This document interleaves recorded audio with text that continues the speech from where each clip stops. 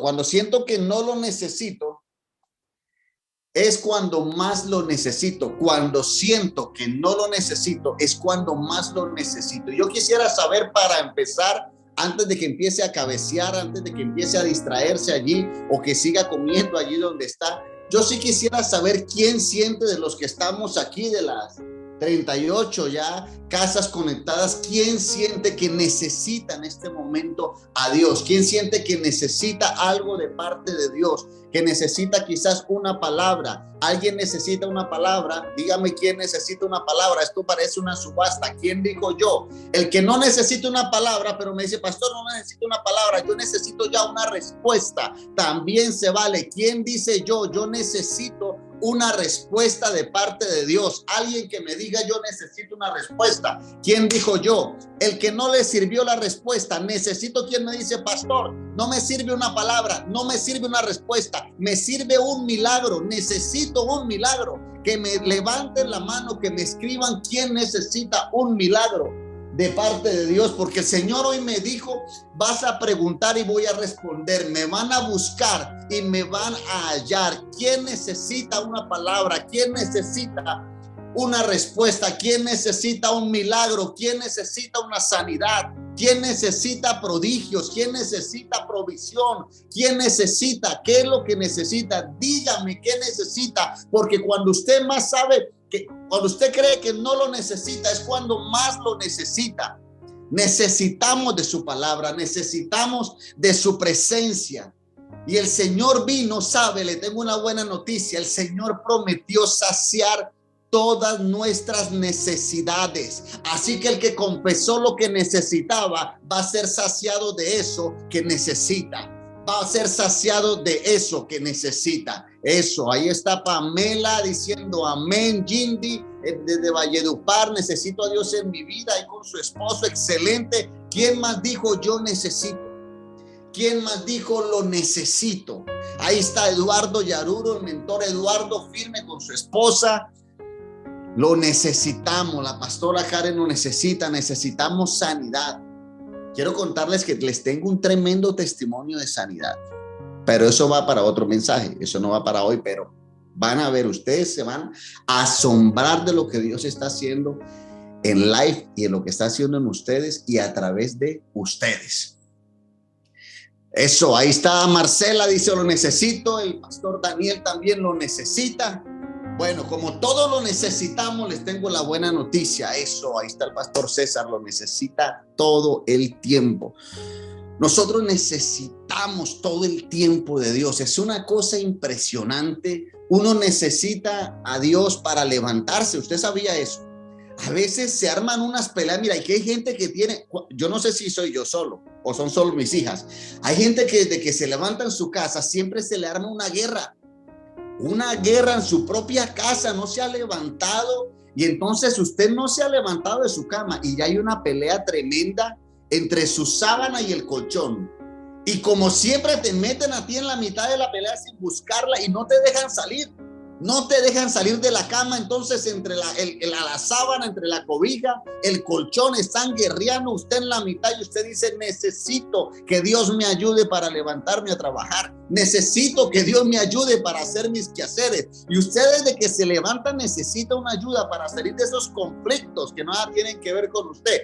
Ahora nadie le pasa, ahora todos se levantan felices, ahora nadie le cuesta levantarse, todos son los más esforzados y valientes. Bueno, los felicito, qué bien. Me encanta que todos sean así. Entonces, desde que comienza el día, nosotros estamos en una constante necesidad siempre de muchas cosas. Entonces, el que sale a coger el bus, ¿verdad? El que sale a coger el bus, Transmetro, Transmilenio, mío, lo que sea. Cuando coge el bus, Dios mío, necesito un carro. Necesito, si quiero una motico, con eso me la vacilo, Señor, necesito. Y empezamos a ver todas esas carencias de lo que necesitamos. Usted se monta en el bus, usted se coge de las barandas, ¿verdad? Y yo me acuerdo que yo, sobre todo en Bogotá, me pasaba que cogía bastante bus. Uno se montaba al bus, entonces todo el mundo se agarraba, ¿verdad? Entonces uno se montaba al lado y uno olía hacia al lado al que iba al lado, ¿verdad? Entonces, y aquí en la costa con ese calor, y uno decía, Señor, el compañero necesita un desodorante, Padre Santo, súplele para un buen desodorante, porque el olor, y usted nota hasta las necesidades de los demás y nota las suyas. Usted se ríe, pero es verdad. Oye, tú llegas al trabajo y entonces el jefe está contrariado, llegas, haces tus quehaceres y estás haciendo las vueltas, que vas al banco, no sé qué, y usted dice, necesito otro trabajo, necesito emprender, necesito una empresa, necesito. A veces es tanto que uno resume, ¿no? Uno dice, necesito ganarme el baloto, ya.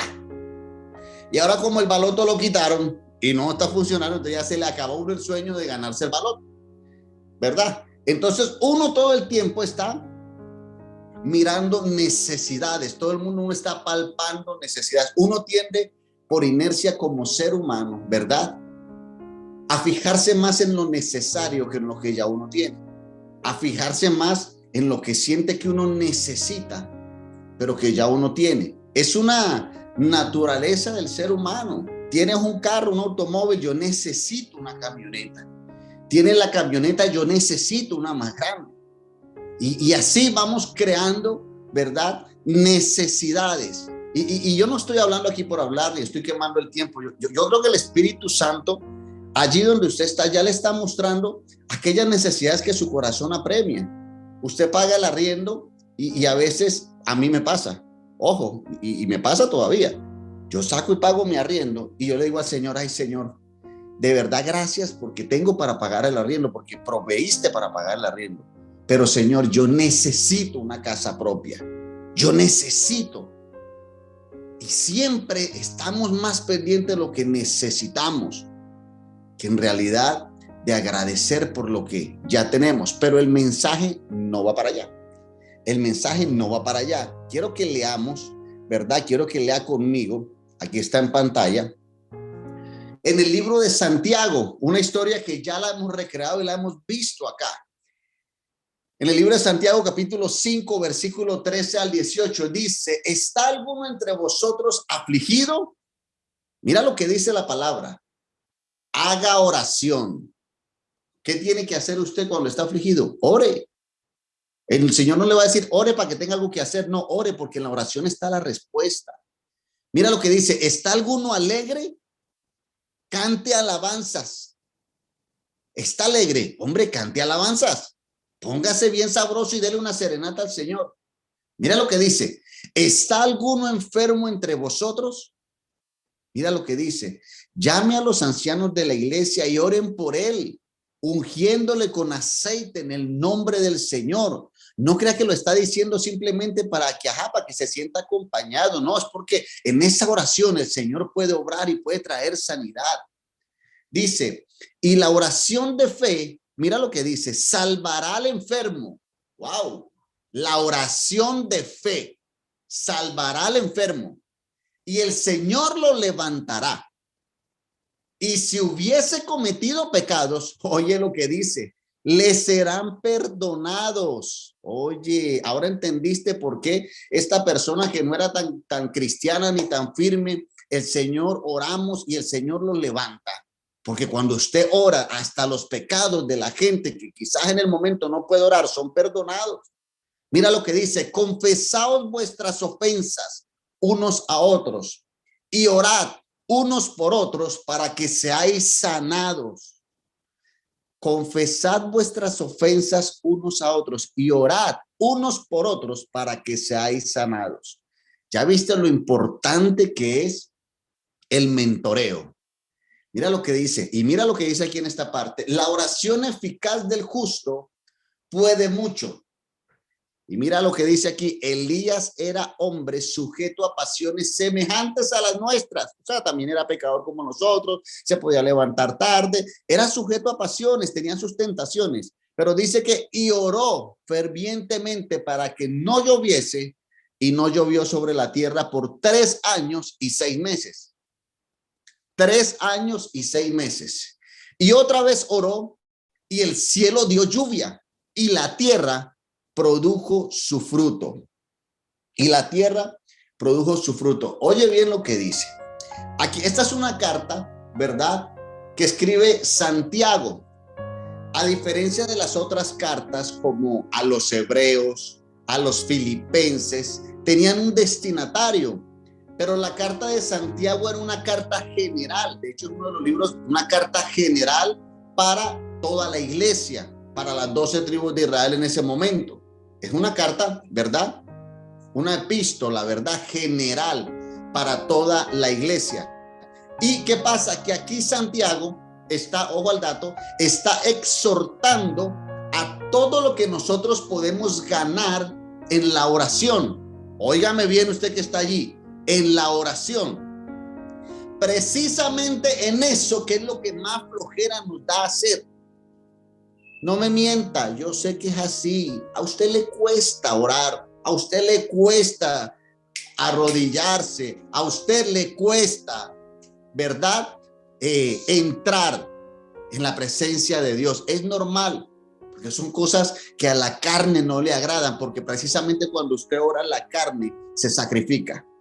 Entonces Santiago, ojo, está hablando sobre la oración, y de repente hay situaciones que usted está teniendo en su vida y usted busca al psicólogo, usted busca al médico, usted busca al profesor para que le ayude en una materia con su hijo, usted busca al pastor para que hable con su hermana, con su papá, con su tío, con su abuelo, con su amigo. Usted busca tantas cosas, pero a veces se nos olvida que el primer arma, que lo que va a solucionar, que lo que va a hacer, lo que va a mover el corazón de Dios es la oración, y la dejamos a un lado, ¿verdad? La dejamos a un lado. Por eso Santiago dice, si estás afligido, ore. Ahora, si está alegre, pues cante alabanzas, que hace parte de un tiempo en la presencia de Dios, ¿verdad? Pero todo lo que dice, estés feliz, estés triste, dice, si estás enfermo, no solo ore, puedes llamar a los ancianos para que oren por ti. Y nos especifica qué es lo que ocurre cuando oramos los unos por los otros. Por eso, lo primero que el enemigo quiere, wow, tremendo. Hablábamos la vez pasada, en el mensaje pasado, que el enemigo lo primero que va a hacer en el proceso de intentarlo detener a usted, de intentarlo que caiga, es hacer que usted rompa su relación con Dios, que rompa su relación con sus pastores, que rompa su relación con la gente que le aporta, que le suma espiritualmente a su vida.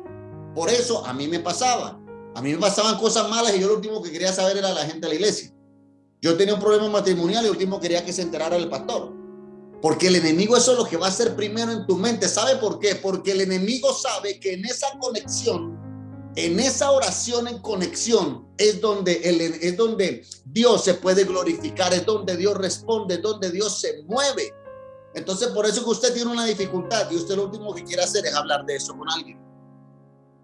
Entonces, por eso, eso lo veíamos la vez pasada. Y mira lo que está diciendo aquí en la carta de Santiago. Dice que vaya a los ancianos, que oren. Y cuando ellos oren, ¿qué dice? Que el enfermo se salvará. Y por la fe se va a sanar. O sea, que va a ser salvo, va a ser sano. Y dice que, ¿sabe por qué va a ser salvo? Porque a través de esa oración hasta sus pecados van a ser perdonados. Yo no entendía, yo decía, ¿por qué los pecados van a ser perdonados siempre que hay siempre que, Señor, esto es tremendo, ojo, présteme bien atención a esto. Siempre que en la Biblia habla de una sanidad, habla de salvación. ¿Se ha escuchado? Cuando fue el ciego, tu fe te ha salvado y recuperó la vista. Cuando fue el paralítico, tu fe te ha salvado, vete y no peques más. Imagínense que me puse yo a escudriñar. Y en un estudio profundo de un pastor, Juan Carlos Harrigan, el tipo dice que según los estudios que él hizo, que seguro ha estudiado más que yo, el 60 o el 70% de las enfermedades provienen del pecado. ¡Wow! El 60 o el 70% de las enfermedades provienen del pecado. Tremendo. Ahora tiene coherencia, porque siempre que hay una sanidad se habla de salvación. Por eso siempre que se sanaban hay el Señor siempre le dice, vete y no peques más. ¿Qué tenía que ver el pecado con la sanidad? Una demanda. Ey, el pecado tiene que ver con la sanidad. Ey, la salvación la buscamos de primero, el reino de Dios y justicia, y el resto, las sanidades, todo viene por añadidura. ¿Sabes en dónde nosotros nos fortalecemos y en dónde nosotros de verdad tomamos lo que tenemos que tomar espiritualmente hablando para vencer? En la oración. La oración es la que lo hace todo. Entonces me llama la atención qué tiene que ver el título del mensaje. ¿Qué tiene que ver el título del mensaje? Cuando siento que no lo necesito, es cuando más lo necesito. Me llama la atención que Santiago, haciéndole ver, ojo al dato, Santiago haciéndole ver al pueblo la importancia de la oración, que lo dice clarito en la ficha que les acabé de mandar. Se la voy a mandar por el grupo para que la mediten. Santiago, en el afán de hacerles entender la importancia de la oración, les pone de ejemplo a Elías. Y empieza hablando de Elías como un hombre con pasiones iguales a las nuestras, o sea, con pecados. De pronto le salían malas palabras, de pronto decía mentiras, de pronto se tomaba sus traguitos, de pronto fornicaba, de pronto adulteraba. No sabemos qué pasiones podría tener Elías, pero dice que tenía pasiones semejantes a las nuestras. Y lo toma como ejemplo para hablar de la oración. ¿Por qué? Porque Elías oró para que no lloviera y no llovió. Todos hemos escuchado ya la historia de Elías. Y yo no entiendo cómo una persona, entonces, ahora metiéndome en Elías, que es donde siento que usted se va a identificar quizás. Elías era un tipo que se acostó encima de otra persona y la persona resucitó. Estaba muerta y resucitó. Elías fue un tipo que llegó a la casa de una viuda donde no había comida y, mejor dicho, después había comida hasta para tirar para el techo. Elías era un hombre de prodigio, le decían el profeta de fuego. Elías de repente se enfrenta, ¿verdad? A los 450 profetas de Baal. Óigame bien esto. Y los mata a espada y les corta la cabeza. El tipo era un guerrero, el tipo la tenía clara. El tipo hizo una apuesta, vamos a hacer un holocausto, y él le pidió fuego del cielo a Dios y fuego descendió del cielo. Qué rico ser como Elías, que todo lo que uno ora enseguida el Señor se lo da a uno, ¿verdad? Como quisiéramos que el Señor dame tal cosa y tran enseguida que ocurra. Pero uno dice, Señor, que no llueva, y es cuando más se viene el arroyo para encima y se lo va llevando a uno. Tremendo, sobre todo aquí en Barranquilla. Resulta que Elías pidió que no lloviera y no llovió. Durante 3 años y medio no llovió. Pero a los 3 años y medio, Elías oró y pidió que lloviera. Y efectivamente cayó un tremendo aguacero. Y hemos escuchado esa historia, que él mandó al siervo, al criado, a que fuera 7 veces a mirar si venía la lluvia. Hemos predicado sobre las 7 vueltas, las 7 veces que hemos esperado. Pero algo que me decía Dios en este tramo del mensaje que quiero compartirte es que Elías oró una vez para que no lloviera, y durante 3 años y medio no llovió. Pero a los 3 años y medio oró y vino un aguacero y una lluvia que, mejor dicho, no te imaginas. Dice la palabra, wow, dicen los estudios, ojo, que llovió lo que dejó de llover durante 3 años y medio. Yo no sé si usted me está entendiendo, producto de la oración. Llovió lo que tenía que llover durante los 3 años y medio. El día que Elías dijo que ya lloviera, llovió ese día.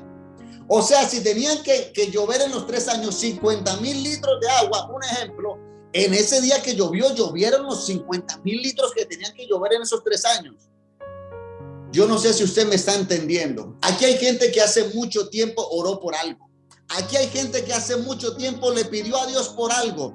Y el Señor me decía, hoy no vas a tener que ir a ver 7 veces. Hoy, en la oración que tú vas a hacer hoy, escúcheme bien. Lo que hace quizás 3 años y medio no había pasado, no ha ocurrido, ahora lo vas a empezar a ver. todas las bendiciones retenidas que durante tantos años has hecho y dices, ¿hasta cuándo? No puedo más, el Señor no me escucha, el Señor no me responde. El Señor te dice, ahora es el tiempo de que ores, porque ahora no solo voy a responder la petición de ahora, sino la que hace 3 años o quizás no sé cuántos años me has venido haciendo. Ahora es el tiempo que te voy a restituir. Recuerda que no he olvidado que te dije que era el año de la restitución, y si te dije que era la restitución es porque voy a restituir lo que por mucho tiempo has orado, que tus ojos no han visto, pero que ahora tus manos lo van a recibir. Yo no sé, yo estuviera recibiendo esa palabra, yo estuviera gritando, yo estuviera diciendo amén, lo creo, yo no sé qué estuviera diciendo.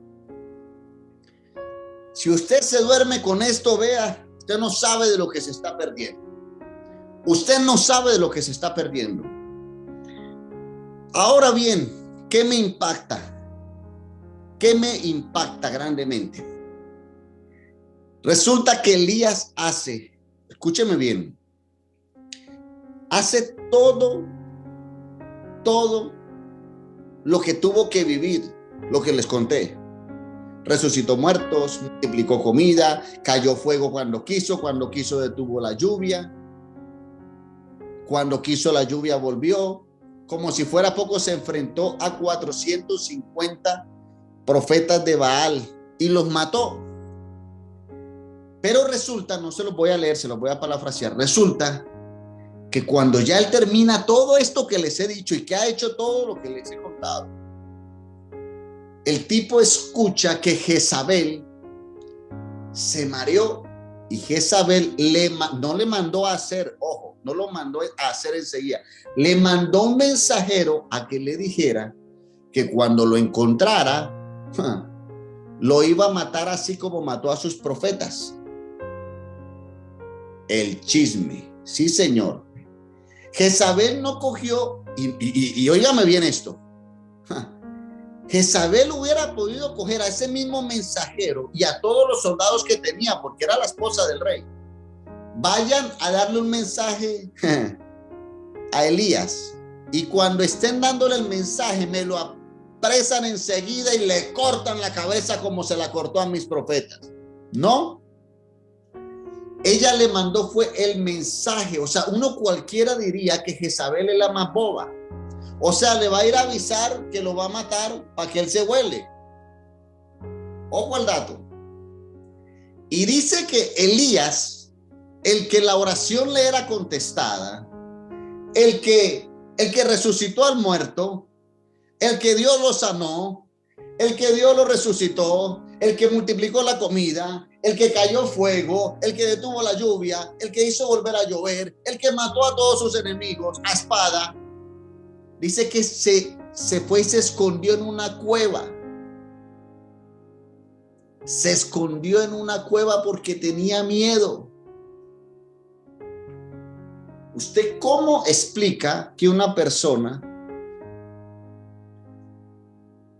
haciendo todo lo que hace, ahora le tenga miedo al chisme de una mujer que dijo que lo quería matar, cuando tú has matado 450 personas?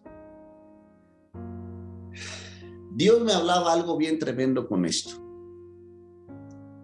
Había una conexión, óyeme bien al dato, y aquí va a aterrizar el rema de la palabra.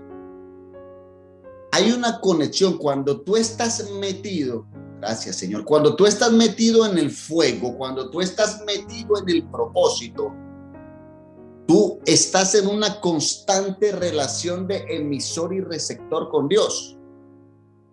Tú encomiendas al Señor tu camino, tú no te pierdes una reunión, tú tienes tu mentoreo, tú estás conectado. Y resulta que como estás conectado con el Padre te va respondiendo así. Ah, ¿quieres fuego? Ahí está el fuego. Ah, ¿quieres esto? Ahí está esto. Ah, ¿quieres esto otro? A no ser que no sea su propósito, su voluntad en el momento. Pero lo que sí, el Señor lo responde, el Señor lo hace, ¿verdad? Cuando usted se sale del propósito, llámese salirse del propósito, cuando usted se desconecta, ¿verdad?, del proceso en el que Dios está llevando su vida, ojo al dato, cuando usted se desconecta, entonces las cosas más sencillas, ojo, Las cosas más sencillas te debilitan así. Te hacen retroceder así. ¿Sabe qué es lo más irónico? Que él, estando con 450 hombres prestos a matarle, él estando en medio de una sequía de agua, él no tuvo temor. Pero cuando estaba encerrado en una cueva donde nadie lo podía encontrar, donde difícilmente alguien lo podía hallar, él sintió temor. ¿Y qué me decía el Señor con esto? Es que el enemigo te va a llevar a unas cuevas en donde circunstancialmente te va a hacer sentir que no necesitas de Dios. Pero cuando te mete en esa cueva donde circunstancialmente tú sientes que no necesitas de Dios, es cuando más necesitas de Él. O sea, a ti, wow, el Señor me decía, las cosas externas, por muy grandes que sean, los problemas familiares, los problemas de tu hijo, los problemas, llámele la circunstancia que sea, por grande que sea, usted conectado en el propósito de Dios, está en la capacidad de que su oración sea escuchada y usted pueda responder constantemente a cualquier ataque del enemigo. El Señor está presto para darle la batalla, pero cuando no son las circunstancias del exterior, sino cuando hay cosas, pensamientos que usted ha dejado entrar en su corazón, a lo que está adentro, sí lo puede derribar a usted. Cuando usted saca a Dios adentro de su corazón, de su propósito, la voz de Dios a su vida, usted está expuesto a sentir temor hasta con una hormiga que pase al lado suyo. ¿Sabe por qué?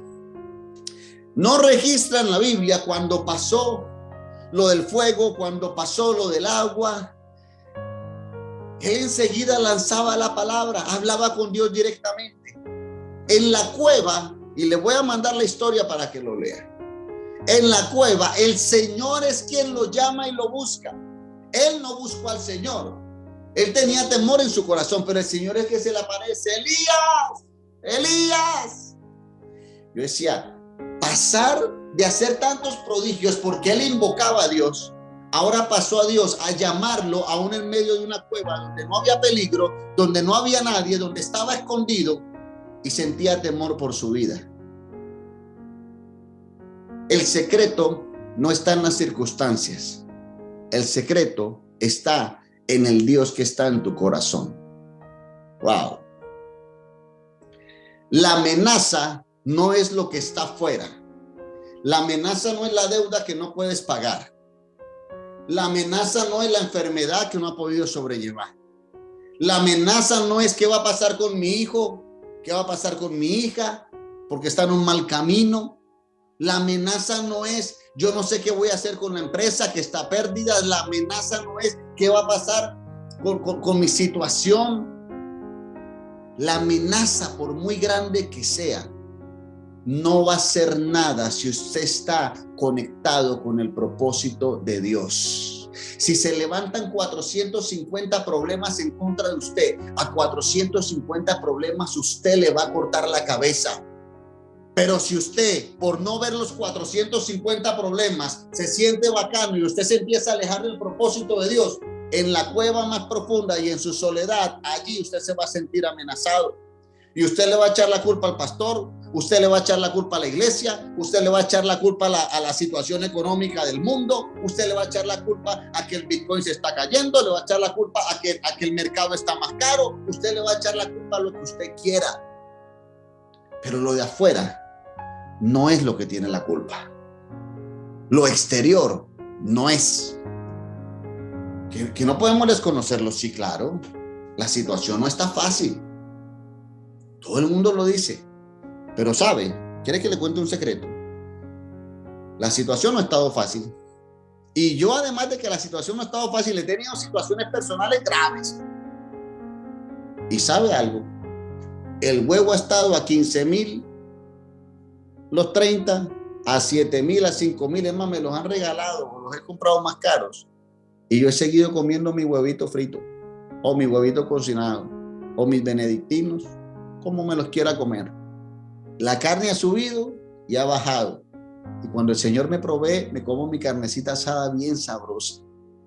Nada de lo que haya en lo exterior va a impedir que Dios te dé la victoria sobre esa situación. Cuéntame tu problema y yo te diré qué va a ser el Dios de la solución. El Señor no te va a dejar avergonzado. No. El Señor sabe lo que tú has orado. Y si no lo has hecho, pues hoy es el día que lo empieces a hacer. El precio que has pagado por tu hijo, el precio que has pagado por tu hija, el precio que habrás pagado en oración por tu familia, por tu empresa, por tu trabajo. El Señor sabe las lágrimas que ha derramado. No abortes el propósito de Dios por un momento en una cueva.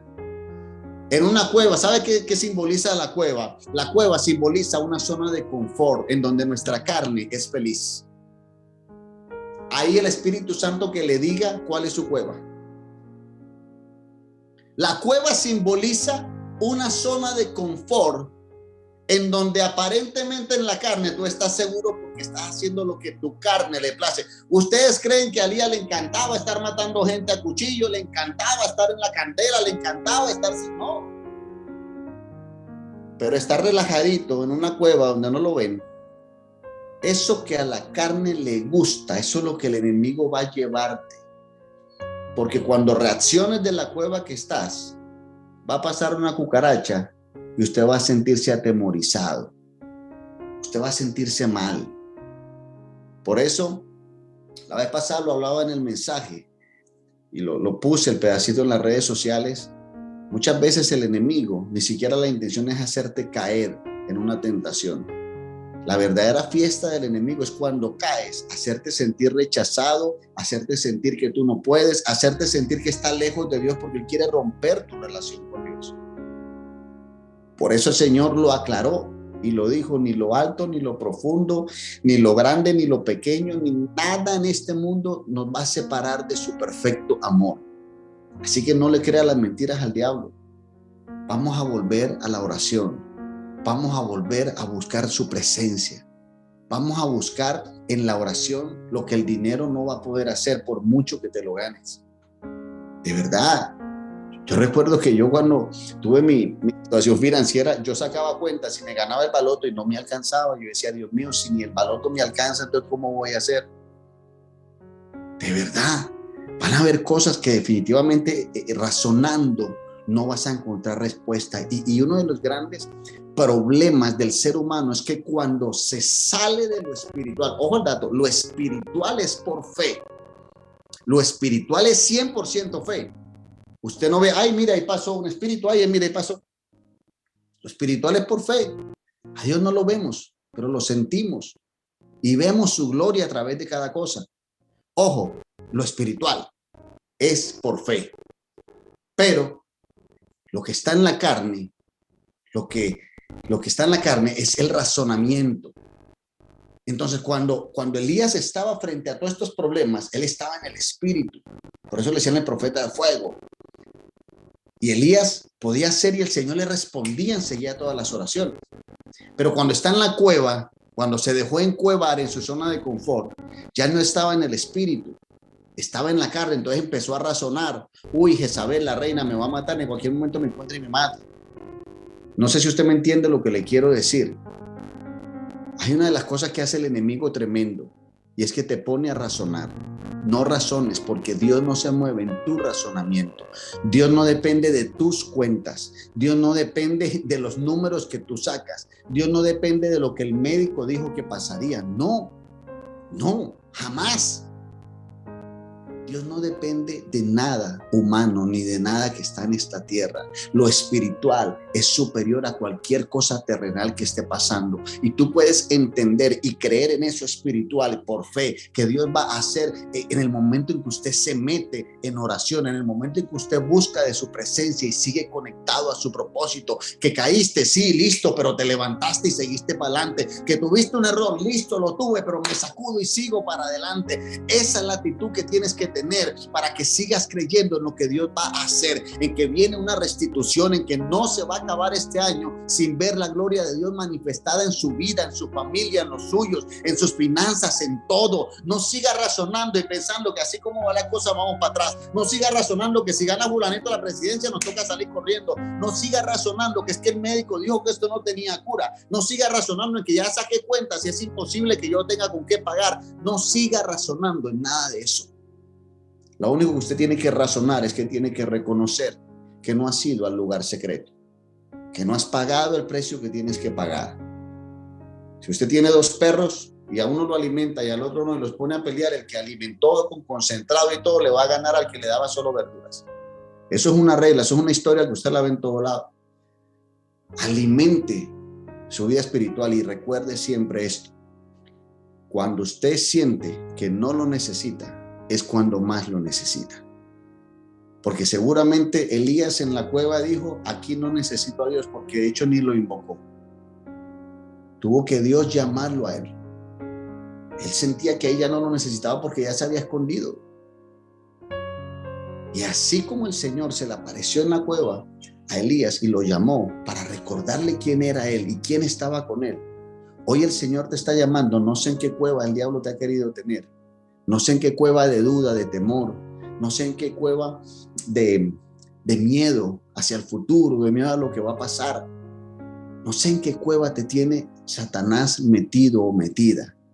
Pero hoy tu Dios te está llamando para recordarte que tú eres su hijo, que estás a un momento en su presencia para Él sacarte de esa cueva, para Él vencer a todos tus enemigos, para Él derramar agua que habla de provisión a tu vida, para Él desatar el fuego como lo hacía antes, que habla de ese sentido de vida, de ese propósito, que te levantas temprano y dices: ya yo sé para qué vine a este mundo. Que te habla cuando Elías hacía los milagros y resucitaba enfermos, que te habla que en ti está el poder para llevar vida a todo lo que donde hay muerte, que te habla de que así como Dios está restaurando tu familia, tú naciste para ayudar a restaurar muchas familias. El Señor te está llamando para que salgas de la cueva, para darte vida y vida en abundancia. El Señor te está llamando para que salgas de la cueva, para recordarte que no hay Jezabel que se levante contra ti que vaya a poder hacerte daño.